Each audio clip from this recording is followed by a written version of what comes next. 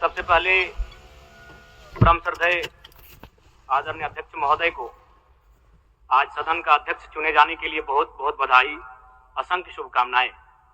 और आपकी पोशाक से शायद परिचित हो रहा है कि आपने कुछ खोया है, और ये सदन के साथ साथ मैं भी आपकी इस दुख की घड़ी में सहानुभूति प्रकट करता हूं।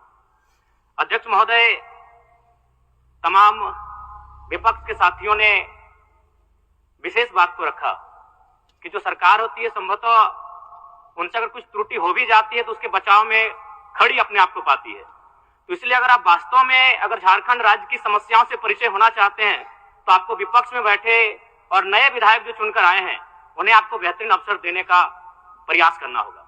अध्यक्ष महोदय, अगर आपकी व्यक्तिगत बात कही जाए तो आपकी कुशलता की, आपकी योग्यता की, आपकी निपुणता की पूरा राज्य प्रशंसा करता है, लेकिन हमें लगता है कि अपने व्यक्तिगत विषय से हटकर हमें आज राज्य के जो ज्वलंत मुद्दे हैं उन पर भी अपने ध्यान आकृष्ट करने की आवश्यकता है।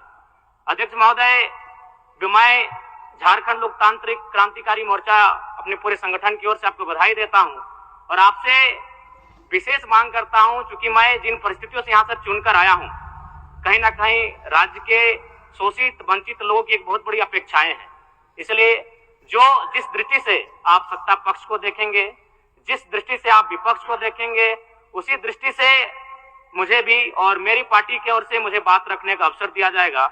मैं आपसे ये मांग करता हूं, क्योंकि आज जो हमें बात को रखने का अवसर दिया गया है ये बधाई है। मैं आपको पुनः बधाई देने के साथ साथ बस मैं ये कहना चाहूंगा, चूंकि मैं एक छात्र के नाते इस विधानसभा में आया हूं, छात्र की गलियों से, छात्र आंदोलन से मैं पहचान बनाकर आया हूं, और मैं आपके माध्यम से सरकार तक ये संदेश देना चाहूंगा।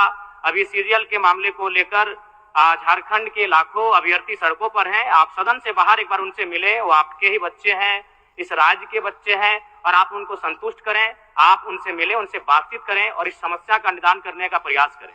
और चूंकि मैं एक विधानसभा से भी आता हूं तो मैं आपको अपने विधानसभा के संदर्भ में ये कहना चाहूंगा, मेरा विधानसभा जो कि परासनाथ की तराइयों में आता है, वहां जो लोगों की समस्याएं हैं वह मूलतः शिक्षा और प्रवास को लेकर हैं।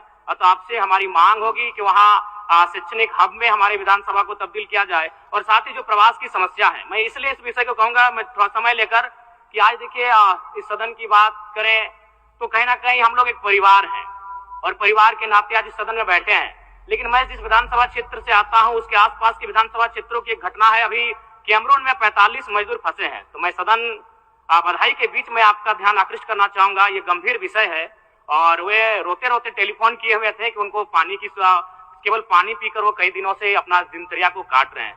तो मैं आपसे चाहूंगा कि इस विषय को गंभीरता पूर्वक लें और उस दिशा में आगे बढ़ें, और इस राज्य का 24 वर्षों का ये राज्य, उस राज्य को हम लोग आगे कैसे लेकर जाएं, हमारी क्या भूमिका होगी, उसमें सदैव आपके साथ खड़े हैं। पुनः आपसे ये कहेंगे कि हमें समान अवसर दिया जाएगा अपनी बातों को रखने का। बड़ी उम्मीदों के साथ हम लोग यहाँ तक आए हैं।